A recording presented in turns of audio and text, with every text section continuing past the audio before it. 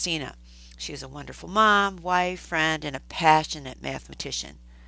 Christina has done a fabulous job of bringing quality instruction and information to the thousands of teachers, and I'm so honored to be part of her journey. We both realize that you, the teachers, are the key to quality instruction and mathematical understanding for our young mathematicians. So, big thanks for all of what you guys do. Have you ever wondered how a reckon rack could change your instruction and your students' understanding of number? I am Lynn Rule, a retired teacher after 36 years of doing a job I loved, and now a math consultant for MathRack. Having taught with and without the reckon rack has made me a firm believer of this powerful mathematical tool. My students' conversations and understandings of number exploded when using the math rack. So, as we learn together during this presentation, be thinking how you would apply these activities, skills, etc., to your existing curriculum and maybe, just maybe, empower you to tweak your instruction in the best interest of kids.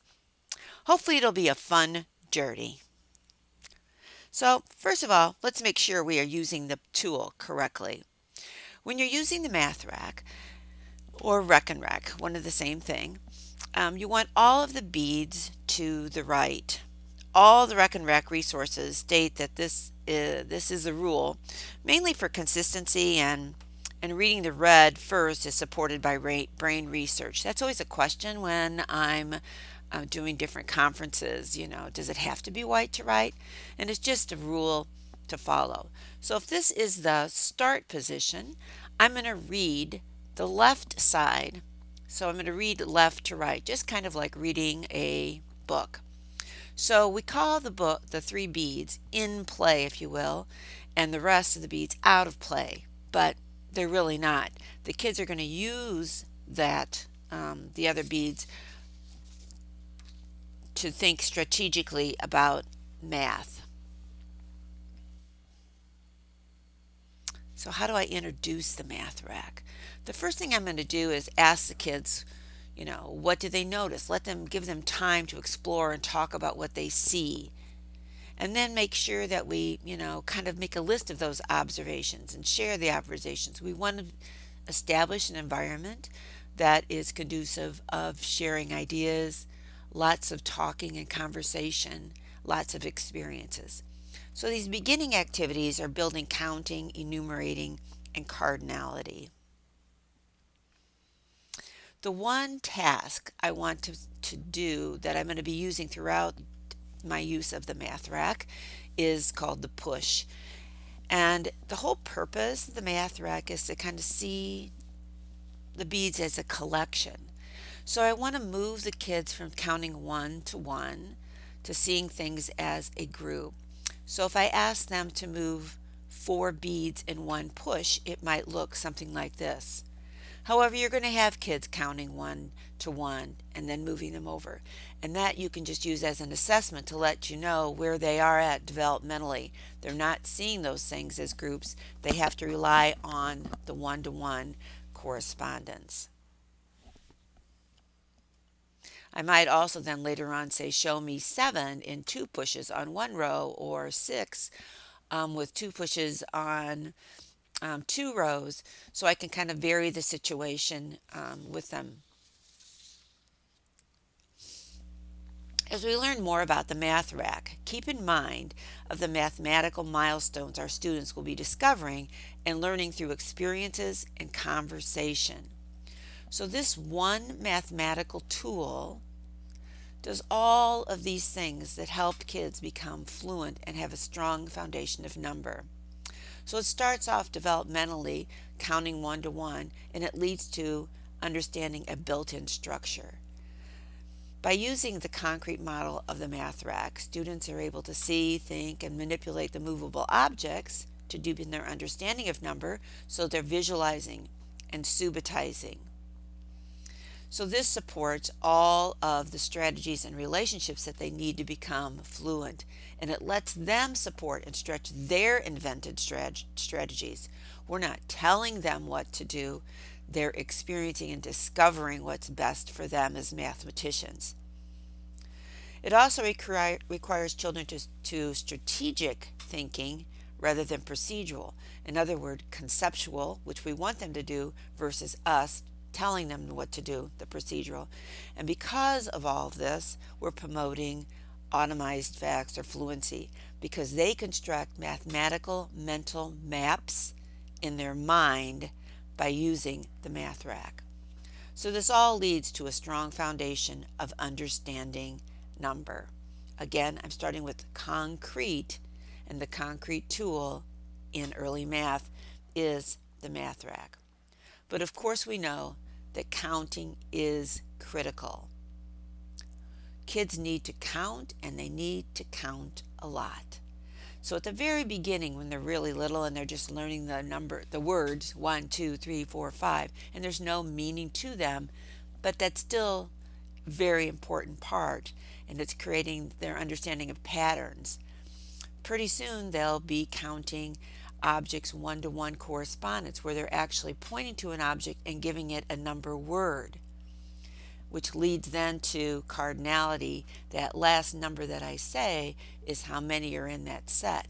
How many?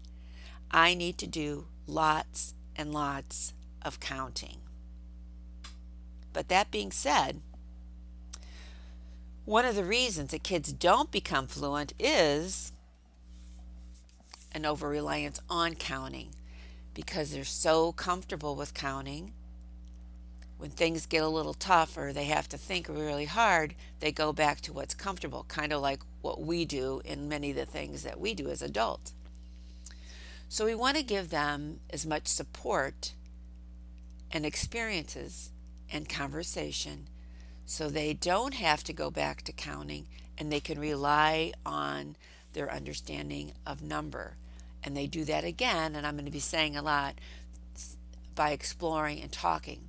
So the second reason why kids don't become fluent is they lack that number sense, because many of us don't give them the opportunity to explore and talk about numbers before they're asked to do the abstract, and that's compute the numbers.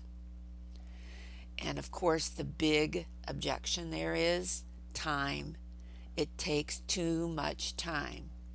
Well, think about that. It takes that too much time for them to get the basic foundation that they can use in math in all of the other arenas. We have to make the time so they have this strong foundation. Easier said than done, I know, but we just have to make informed decisions and do what we can in the best interest of kids. We can't waste time, and math takes time, so we need to make informed decisions. And the third reason why kids don't become fluent, and this is so prevalent in the United States in particular, is that the manipulatives we use as concrete models force the kids to count one by one. So there's a time, and it's now, to put away all these cute things that we use for manipulatives.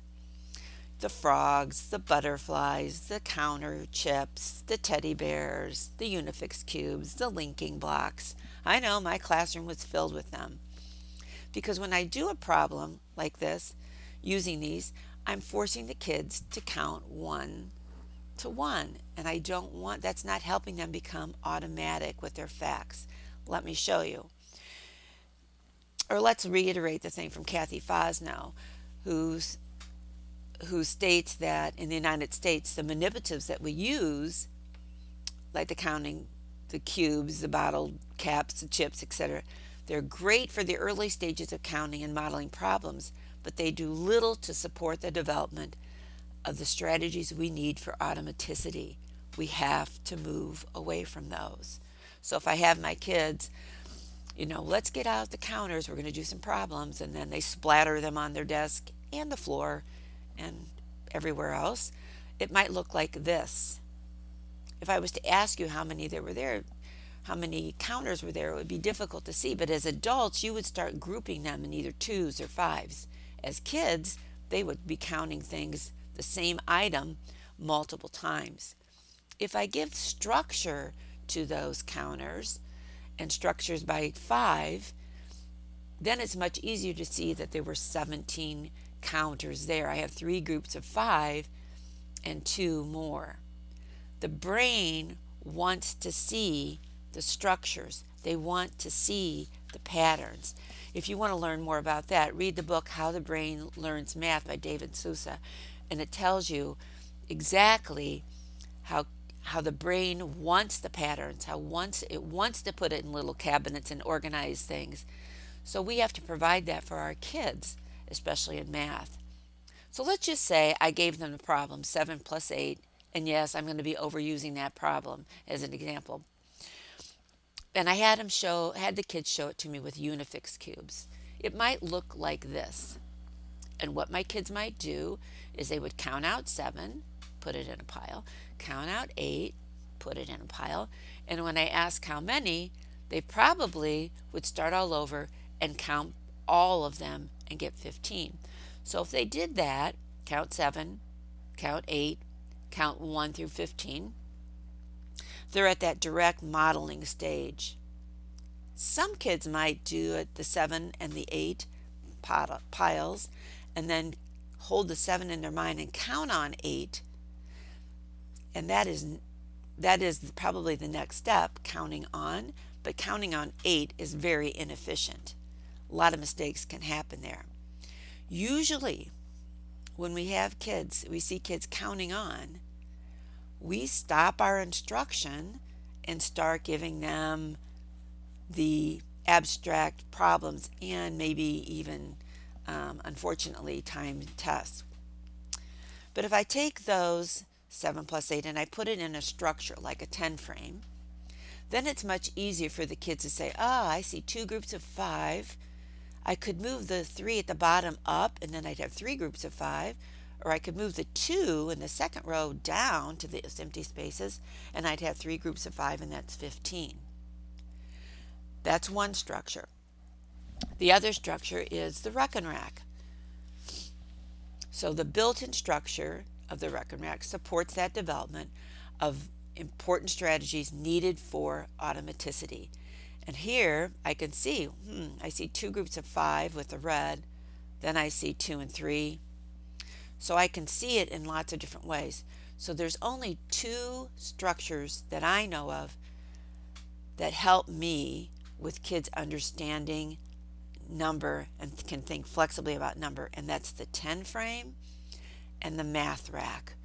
So in my classroom, I would be using those 2 mathematical tools all of the time. I want my kids to start seeing collections and not things just one-on-one, because I know that that's going to help them construct those mathematical relationships and help them become powerful problem solvers, because they're going to be able to extend what they know to another more difficult problem. And I do this by giving activities for subitizing. So after that cardinality component, I want to start doing, I can do it before as well, but do subitizing activities. So I want my kids to quickly recognize and name how many objects are in a small group without counting. And there's really 2 types of subitizing. Perceptual, that they can see automatic, and that's an innate quality that they have at birth, by the way. So that's numbers like of items of 3, maybe up to 5, but 3 or 4. Or conceptual subitizing, when I'm asking how many, and they might see like if it was 5 red beads and 1 white bead, they would see it as 5 and 1. But it's helping them develop a mental picture, a reliable mental picture of how quantities relate to one another. And when I'm doing this, I want to make sure that they have an understanding of 1 through 5 before I start going into 6 through 10.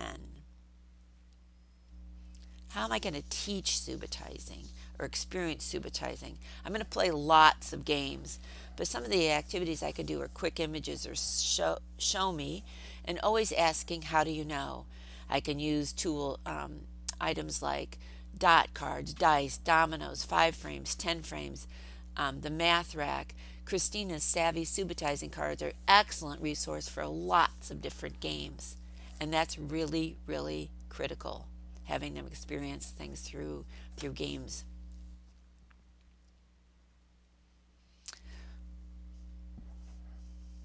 So if I was using the MathRack for quick images, I would really, for the conceptual, I would quickly show beads, 1 to 5 beads, ask, what do you see and how do you know? Then I would go on to quickly show 3 to 6 beads on one row. What do you see? How do you know? Then I can extend it to 7 to 9 beads on 2 rows. What do you see? How do you know? And then I can even use it with my, an add a row or a hundred bead, um, 100 beads thing device too. What do you see? How do you know? Through 20 through 100. So I can use quick images throughout, not just at the beginning when they're learning 0 through 20, but I can use it later on as well. Quick images, I want to show it long enough that they can see it, but not long enough that they can count by one. So here is a teacher, a math coach, her name is Janine, with some kindergartners, and she's using a MathRack 10 to show a quick image of 4. After she's shown it, the kids are telling her what they see. How do they know? She might extend that quick image activity to say, how many do you think are under the blanket or the tent or whatever you want to call it? Because they've had some more experience with the MathRack 10. So you have to use your kids as a baseline of what activities how far you want to stretch them, of course.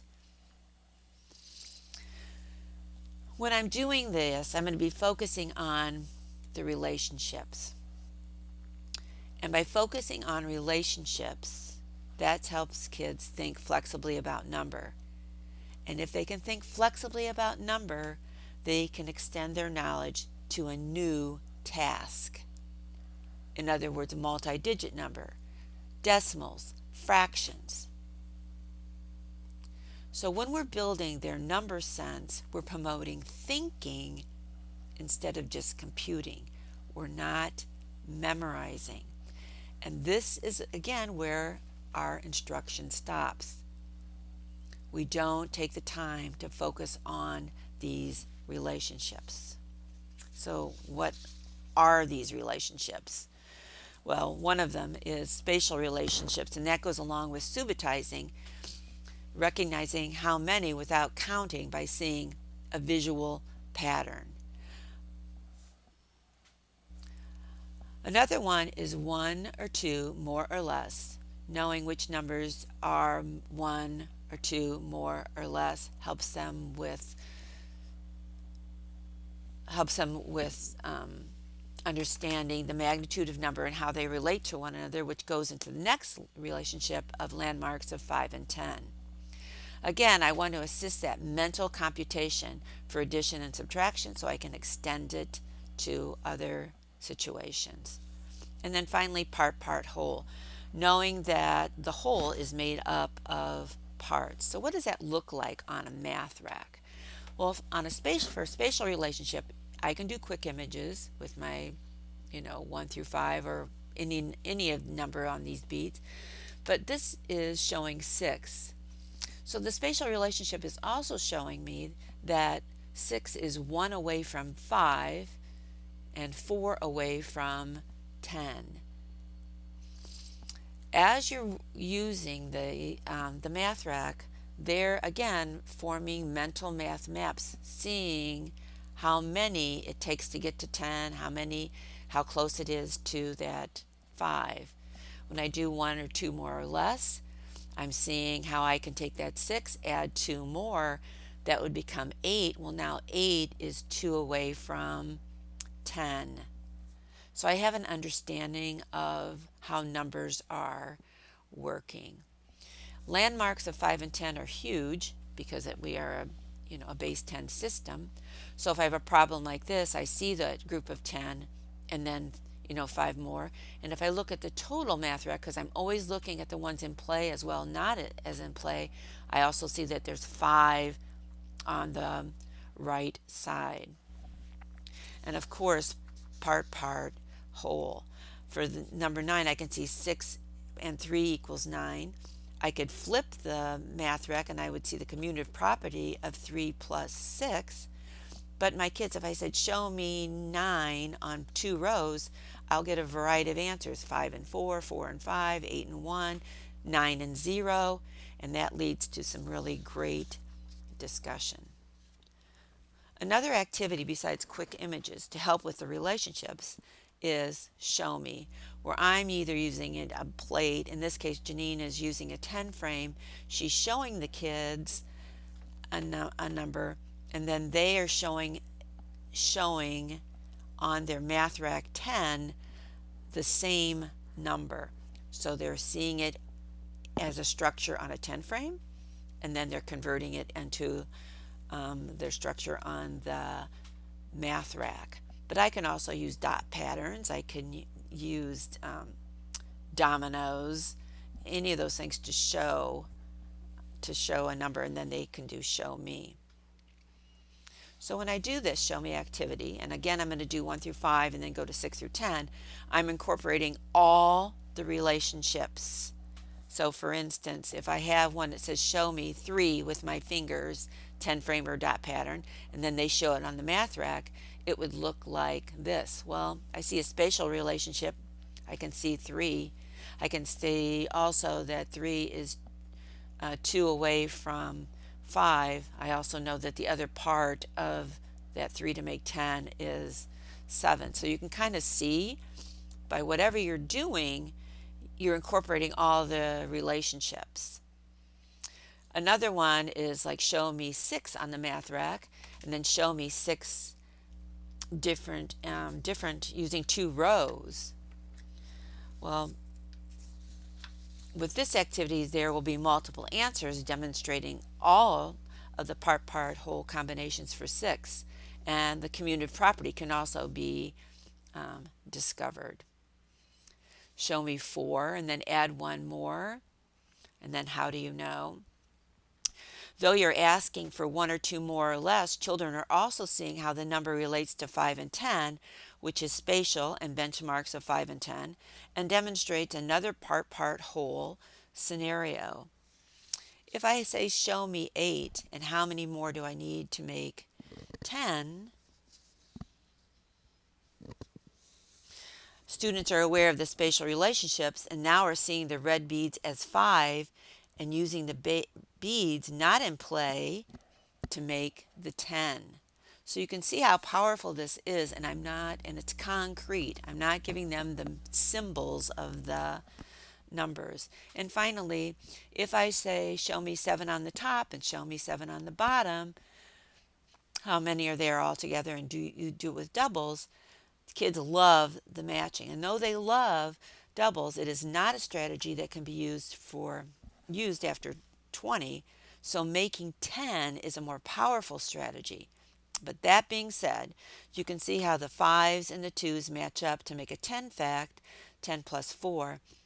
So when kids discuss what they see during a math talk, the answer will vary and be a very powerful discussion. So again, here's Janine has the students show 8 on their MathRack, 10, and then the kids discuss what they see and how they know. So let's take this one step further, and I'm going to show the problem 7 plus 8. Let's take this. I might ask the kids what they see. And they might say, well, I see 7 plus 7 plus 1, 8 plus 8 minus 1, etc. But if I have 7 plus 7 plus 1, they're using doubles plus 1 or 2 more or less. On this one, they're using 1 or 2 more or less and doubles. With this one, they've taken the 7 and they've partitioned it into 5 and 2. So they have part-whole and the benchmarks of 5 and 10. Now, this is really important to know because they have to know the parts of 7 to make it so I can, what do I have to put with the 7 to make that 8 a 10? Or they might partition the 8 into 7 and to 3 and 5 to make 7 plus 3. And here I'm using part, part, whole, and benchmarks of 5 and 10. And here this person is liking part, part, whole, benchmarks of 5 and 10. And other kids might even say, well, I see 20 minus 5. So that tells you that they are using that other side of the MathRack as well. So let's look at this. This is how we want kids thinking. We don't want them memorizing.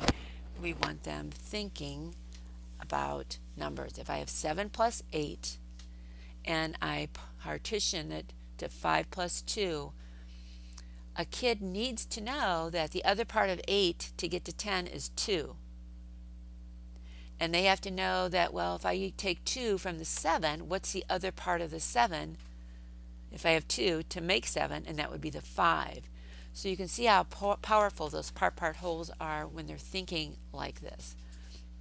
So now I have 5 plus 10, I have a 10 fact. I'm using a 10 fact. For subtraction, I'd have 13 take away 7. I know that 13 is 3 away from 10. So I have to know that if one part of 7 is 3 to get me to 10, what is the other part of 7? And it is the 4. So now I'm making a 10. 10 minus 4 equals 6. And the purpose of all this is so I can extend my knowledge into a problem like 47 plus 6, and without putting that 6 underneath the 7 and doing a procedure and carrying the 1 and having no idea what I'm doing, I know that 47 is 3 away from the benchmark of 50. So I have 3 and 3. I have to partition my 6 into 3 and 3. What I'm doing is algebra. And if you're reading a book, a good book on this is Constructing Algebra by Kathy Fosno. And she's saying, we can start introducing this stuff as early as kindergarten. And we are. And this is something that we kind of extend and need to push when we get to we're showing them concretely. We're representing it on the MathRack, or later on you'll see we're going to represent it on a number path. And then I go to the abstract and I have a problem like this. It pushes the students to construct algebra.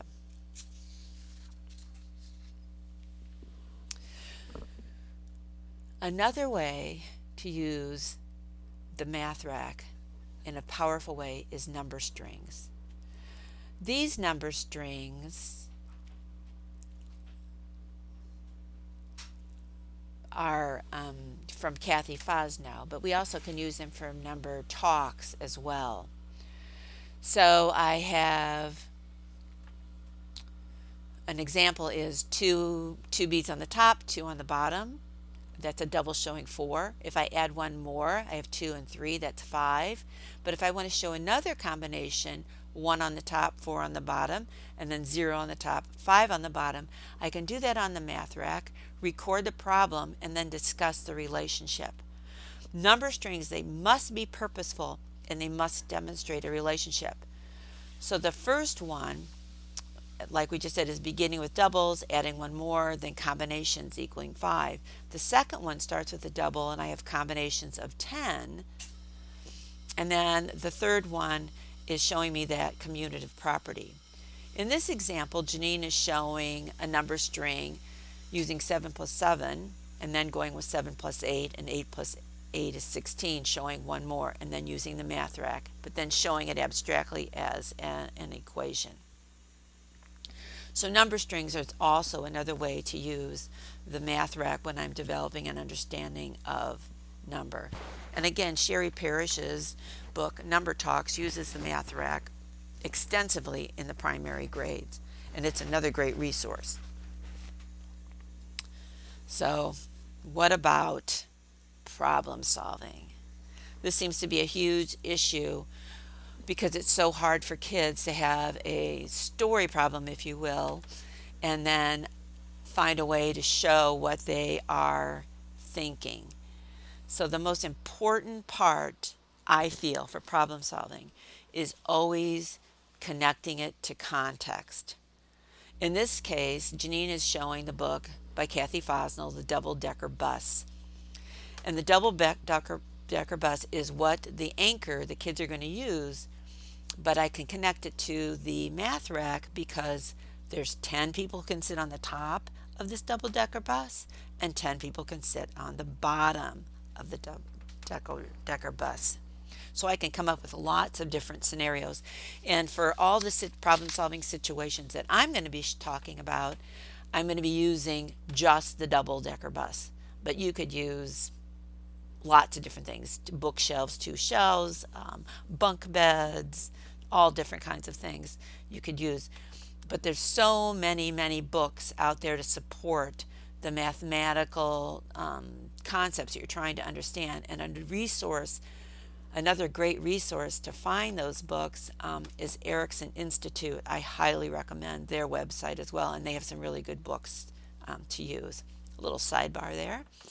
So I'm going to use again my problem of 7 passengers on the upper deck and 8 on the lower deck. And I'm going to ask my kids to show me that on their MathRack. Then I'm going to ask them to show me what they see. So in this case, I'm using that CRA model, concrete, representational to abstract. And the concrete model is the MathRack. I'm representing my thinking on a number path, and then I'm showing it abstractly with symbols: 5 plus 5, 2 plus 3, and then 10 plus 5 equals 15. So I have that concrete, representational, and abstract. If I can do all 3 of those things in all of my lessons, in each of my lessons, then I am doing some powerful math instruction. Too often, our texts do the abstract first and they leave out the concrete and the representational, or they do the concrete in one lesson and a few lessons later they do a situation in abstract format. Just think, if it doesn't make sense to you, it sure won't make sense to your kids. So start with the text and move using a concrete model, have them represent their thinking, and then go to the abstract. So here are the situations for joining. Let's take each one. In this case, Janine's doing, there's 8 on the top of the bus and 5 on the bottom. How many altogether? And she's asking the kids what they think. Usually, the kids might use the 2 on the top row to make a 10 and do a 10 fact and take 2 away from the bottom row, compensation. But in this case, this little girl wanted to make 5s. So she partitioned the 8 into 3 and 5, and then she had a 5 plus 5 plus 3. So she had the 5 plus 5 is 10 using the red beads, and then she had 10 plus 3 using the white beads. So on the MathRack, showing the joining, add to the result unknown. I have 3 on the top deck, 4 on the bottom. How many do I have altogether? For change unknown, I have 4 passengers on the bus. Some more got on, and now I have 7. So how many beads am I going to move over till I have 7? And you can see concretely that there's 3 more. I have 5 passengers on the bus, and now there's 9. That's a missing add-in. So now how can I move them? And kids will do it in different ways. They might just use the top row. They might use both rows. That's the beauty of the MathRack, and lets them think flexibly about the number. So let's talk about the situations where I have to separate. I'm going to take from. So this one, I have 7 passengers on the bus, 3 passengers get off, and now I have 4 left on. I have 10 passengers on the bus, some of them got off, now there are 8 on the bus. Again, I'm showing it with the MathRack. Take from start unknown, there's 4 passengers got off the bus, and now there's 7. So start with what you know. I have 7. And then 4 got off. So how many did I have originally? And then I can add them up. Again, this is just one of many ways kids can show what they're thinking, starting with what they know about the problem. With part whole, I can do, there's 2 children and 4 adults. How many on the bus? With this one, there's 9 on the bus, 4 are children, and the rest are adults, and I can show it on one row. And on this one, Janine told the kids that there's 12 kids on the bus and 8 at the top. How many are on the lower deck? And they had to figure out on their math racks. Notice that they each have their own math rack while she is modeling what they say on the demonstration model. And then finally, there's 5 passengers on the bus. How many can sit on the top and on the bottom? Which shows you that there's can be, if you just ask that question, there's going to be lots of answers, which goes into lots of different discussions, because they could do 0 plus 5, 1 plus 4, and all the commutative properties that go along with that. And then finally, probably the hardest one is comparison, but the MathRack actually is really good for that, because I can, if there's 9 passengers on the upper deck and 6 on the bottom, how many more are on the top? I can see the difference just by looking at the MathRack, that there are 3.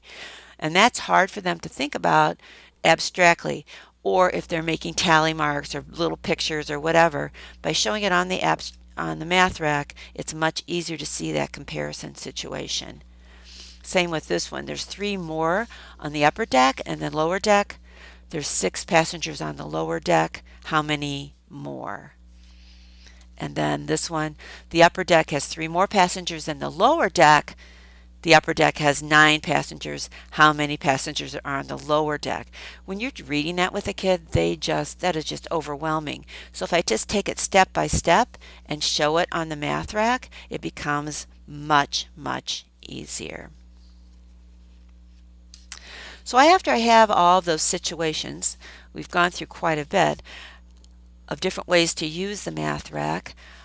There's 4 fact strategies that kids use to become fluent. So I have the fact strategies, I have the relationships, and together that makes fluency.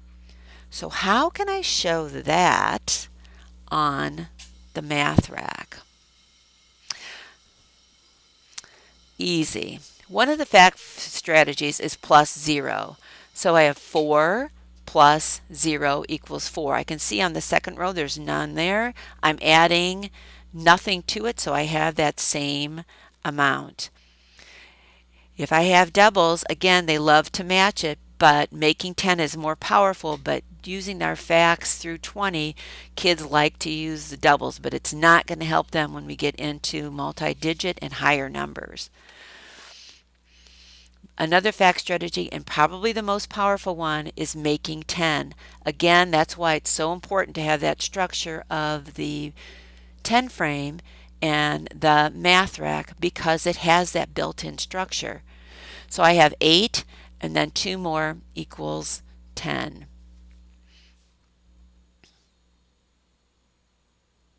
And finally, 10 something, moving all the beads on the top row to the right, and then whatever I put on that lower row, it's 10 and 3, 10 and 6, which is a good way, by the way, to teach kids.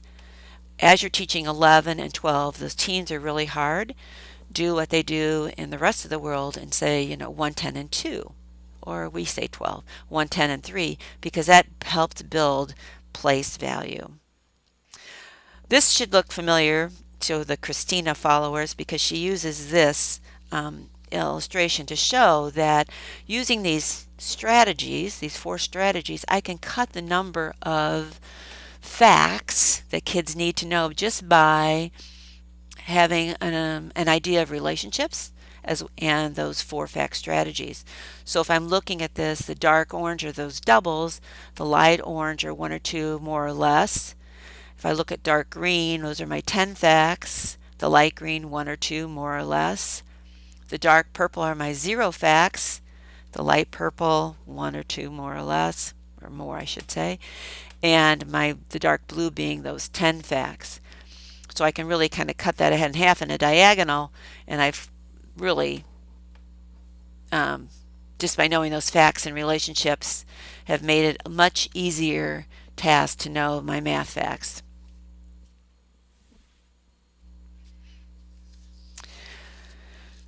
The whole purpose of this presentation is to attain fact fluency through understanding of number and not memorization, and doing this by using the MathRack or the 10 frame as a concrete model.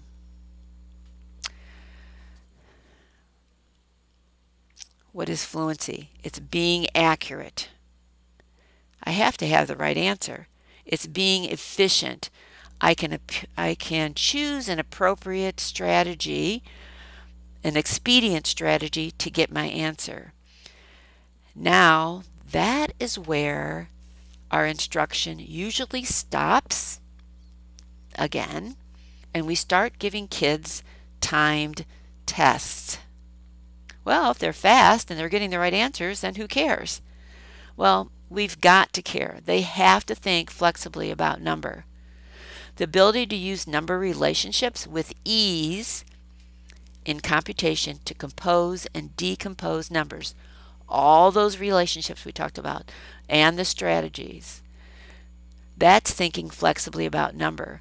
That's helping them being able to extend knowledge to more difficult problems. That's where we have to take the time in our instruction to have kids think flexibly about numbers. So again, fluency is being efficient and accurate. Flexibly is thinking of multiple solutions for a problem. I can figure it out in different ways if I want. And fluency is the byproduct of flexibility. I'm going to read this next part. Assessing a fluency by occasionally using time tests is okay. You have the aims or whatever they use for assessment. That's okay. But using time tests as an instructional tool to build fluency is ineffective, inefficient, and damaging to student learning. All student learning. The brightest of kids are damaged by having time tests. You know, when I was growing up, too many teachers, and maybe, and it's still happening out there when I go and do conferences and things and we talk about, fluency. They're doing time tests. They're learning all the 1 facts. They're learning all the 2 facts. They're learning all the 3 facts. And then once they, pass a time test, they get a little star or something. The problem is when I'm doing 3 plus 4, when I'm doing my 3 facts, when I get to my 4 facts, 4 plus 3 is a brand new problem. They don't see any relationship. They're just memorizing. They cannot think flexibly about number. We have to get away from using time tests as instruction. Again, people will give me the time. We don't have time. We don't have time. Your job as a teacher is to make informed decisions in the best interest of kids. So, and I know it's so hard out there for you guys. With all the demands you have, but we really need to be thinking how we're teaching kids math facts. Here's a great book, Last to Finish. It's great for your colleagues, it's great for yourself, it's great for parents, it's great for kids, because all of us have felt this way. Here we have the smartest kid in the math class who's the last to finish a time test because his anxiety level is so high. And I don't know about you, but I had high anxiety as well when teachers were giving me time tests. So maybe this might have put some of that in perspective. So finally, we've gone through a lot of different ways of using the MathRack within your instruction for fluency. Hopefully you know that it is a critical tool. The Reckon Rack is a critical tool to have in all classrooms. And if you can't afford to buy them, then make them. the kids have to have this structure, the 10 frame and the Reckon Rack. This book gives you the how, the why, the how, and the when to use the MathRack, as well as a variety of activities and games. And games are so critical for kids for understanding math. They just don't play board games and things like they used to.